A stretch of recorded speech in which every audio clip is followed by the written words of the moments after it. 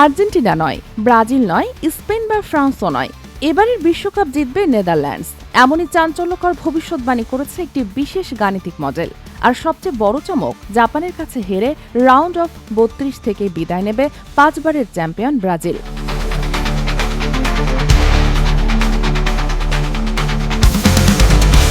এই ভবিষ্যৎবাণী করেছেন জার্মান অর্থনীতিবিদ ও বিনিয়োগ বিশ্লেষক ইয়োআখিম ক্লেমেন্ট।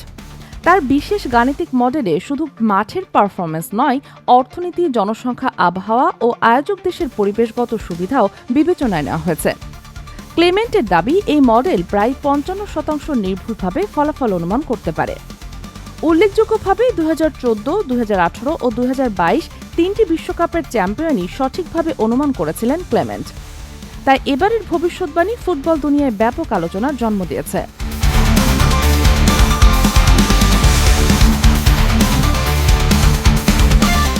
মডেল অনুযায়ী ফাইনালে নেদারল্যান্ডসের মুখোমুখি হবে পর্তুগাল।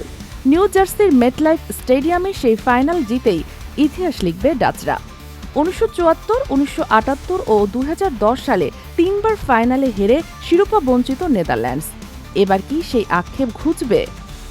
অ্যালগোরিদম যাই বলুক, মাঠে ফুটবল খেলা হয় পায়ে, কম্পিউটারে নয়। তবে এই ভবিষ্যৎবাণী একটা কথা মনে করিয়ে দিচ্ছে, ১১ জুন থেকে যে বিশ্বকাপ শুরু হচ্ছে, তাতে যে কোনো অঘটন হতে পারে। আপনি কি মনে করেন, এই ভবিষ্যৎবাণী সত্য হবে? Sheikh Masuma, news desk, daily our Bangladesh.